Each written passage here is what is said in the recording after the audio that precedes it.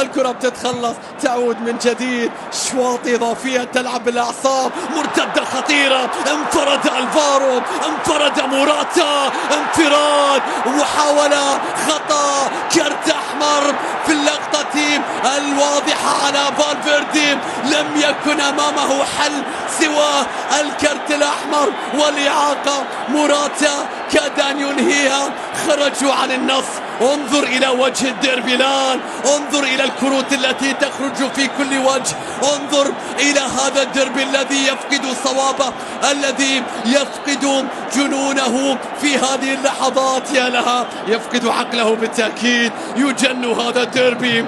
سيميوني في لحظات كاد أن يحتفل فرحا بهدف فالفيردي، اختار أن تبقى الأمور بهذا الشكل. كارت أحمر على أن شوف فالفيردي، شوف الهفوة اللي كانت من كارفخال، شوف الجزئيات الصغيرة، شوف فالفيردي كيف يركض الآن، وهو الذي يقول سأركض حتى تنفجر قدماي من أجل ريال مدريد. إنه يركض أمام موراتا يعيقه. لا تسجل يا الفارو، أنت بالذات لا تفعلها يا موراتا هكذا. شوف دييغو سيميوني، روح جميلة جدا. انظر لزيدان، يعرف قيمة ما فعله فالفيردي، لأن الأمور قد تصل إلى ركلات ترجيح في حالة لم يسجل أتلتيكو في الدقائق المتبقية.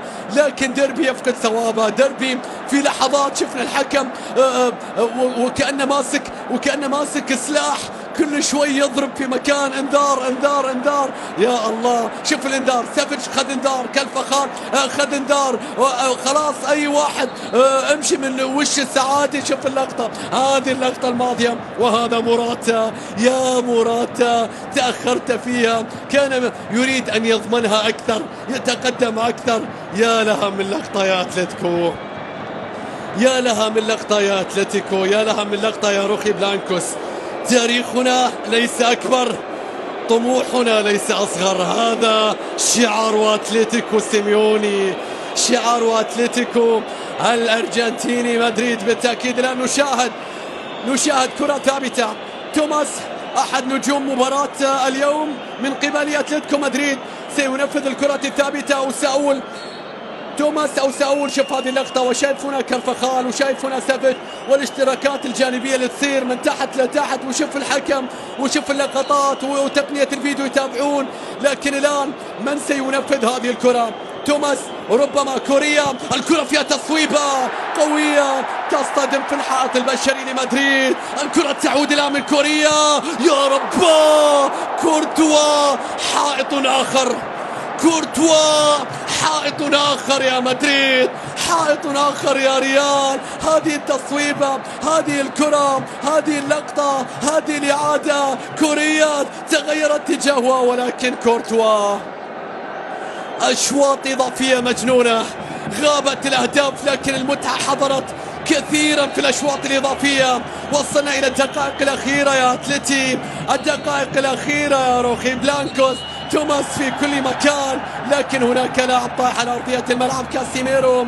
اللعب يتوقف في هذه اللحظات، مناوشات ما بين سافيتش وما بين كاسيميرو، يحدث ذلك وأكثر من ذلك في الديربي. الديربي فيه من القتال والصراع. المباراة تبدأ ولا تنتهي بعد نهايتها أبدا، بل تبدأ بعد ذلك خارجها. توماس يتقدم، أتلتي يحاول عرضية، لكن الدفاع فالفيردي أبقاها سلبية. الكرة تعود الآن من توماس، بيرسل الكرة في مكان فيها متابعة، تصويبة مستحيلة يا كورتوا. تعود من جديد، فوقهم أيكتفي بذلك؟ يصنع كرة. الله على العملاق، الله على صاحبي أكثر شباك نظيفة هذا الموسم، لكن لم تنتهي بعد. هناك خطأ لمصلحة لوكا، هناك خطأ لمصلحة لوكا. يا الله يا الله، جنون كبير في ملعب الجوهرة.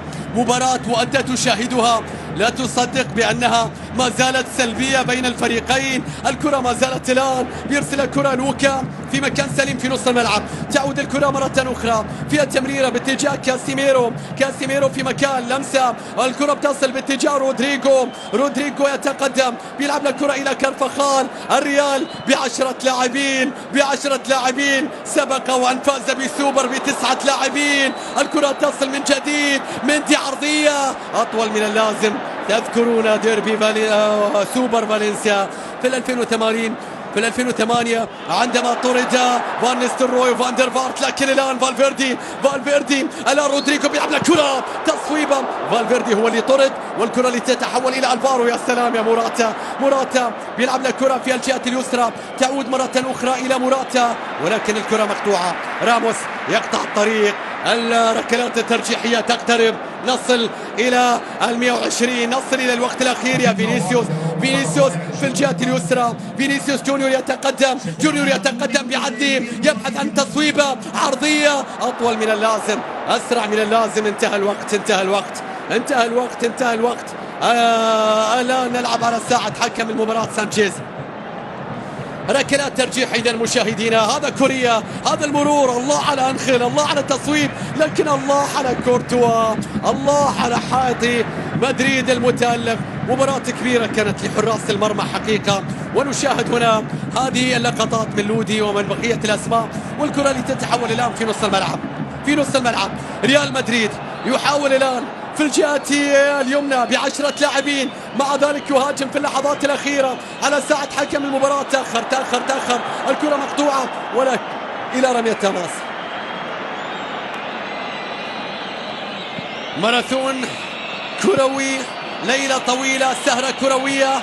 المباراة امتدت إلى أشواط إضافية ولم تحسم بعد، والصافرة تنهي أحداث الأشواط الإضافية إلى ركلات الترجيح لكي تحسم الأمور في هذا النهائي. مشاهدينا متابعينا في كل مكان، نتحول معكم سريعا إلى الاستديو التحليلي والزميل طارق حماد. تفضل لك الكلمة.